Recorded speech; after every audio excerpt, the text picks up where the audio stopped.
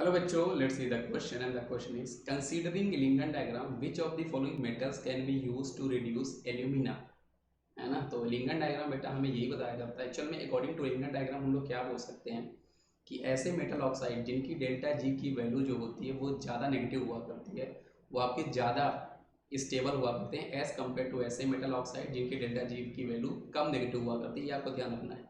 इसका कहने का मतलब मैं आपको एक सिंपल सा कॉन्सेप्ट बताऊं बेटा कि लिंगन डायग्राम में जो भी आपको लाइंस मेटल ऑक्साइड की आपको नीचे दिख रही होती है, मतलब उनकी डेल्टा जी की वैल्यू नेगेटिव होती है, वो आपके ज़्यादा स्टेबल मेटल ऑक्साइड बना रहे होते हैं, वो आपके ज़्यादा स्टेबल ऑक्साइड होते हैं। इसलिए वो क्या करते हैं, ऊपर वाली जो हमारे पास मेटल ऑक्साइड की लाइन होती है वो उसको ईजिली रिड्यूस कर सकते हैं, है ना।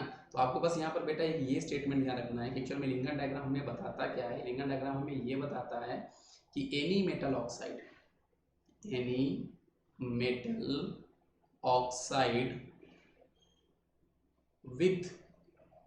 with lower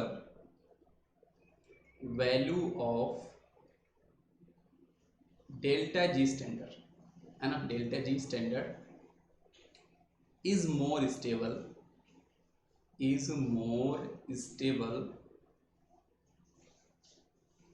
than a metal oxide with higher delta G,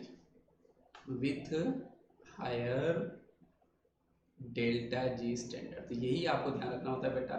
जो भी हमारे मेटल ऑक्साइड होते हैं जिनकी लाइंस हमारी नीचे होती है, या फिर हम कह सकते हैं जिनकी डेल्टा जी की वैल्यू नेगेटिव ज़्यादा होती है, वो ज़्यादा स्टेबल होते हैं, है ना।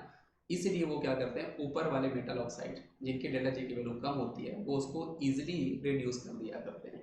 अब इसके लिए आप जब डायग्राम देखोगे बेटा, तो डायग्राम से आपको ये पता चलेगा कि हमारे पास जो होता है ये आपको ऑर्डर मिलेगा। कैल्शियम होता है हमारे पास, फिर हमारे पास मैग्नीशियम होता है, फिर हमारे पास एल्यूमिनियम होता है, फिर हमारे पास जिंक होता है, फिर हमारे पास Fe होता है, फिर हमारे पास ये कॉपर होता है। तो ये हमारे पास जो होता है बेटा स्टेबिलिटी, इनके ऑक्साइड का ये स्टेबिलिटी ऑर्डर है। ये आपको याद रखना बेटा, इनके ऑक्साइड का ये स्टेबिलिटी डिक्रीजिंग ऑर्डर है। मतलब मैग्नीशियम के जो ऑक्साइड होंगे बेटा, उनकी जो डेल्टा जी की वैल्यू होगी वो ज़्यादा नेगेटिव होगी और वो ज़्यादा स्टेबल ऑक्साइड आपके बना रहे होंगे। तो आप देख सकते हो इस क्वेश्चन का सही जवाब हमारे पास ऑप्शन नंबर सी हो जाएगा, क्योंकि बाकी जो हमारे पास यहाँ पे एलिमेंट गिवन है वो आपके कम स्टेबल ऑक्साइड बनाए रहे होंगे एज कम्पेयर टू मैग्नीशियम। इसलिए इस क्वेश्चन का सही जवाब हमारे पास ऑप्शन सी हो जाएगा। तो बस आपको ये ध्यान रखना है बेटा। Thank you.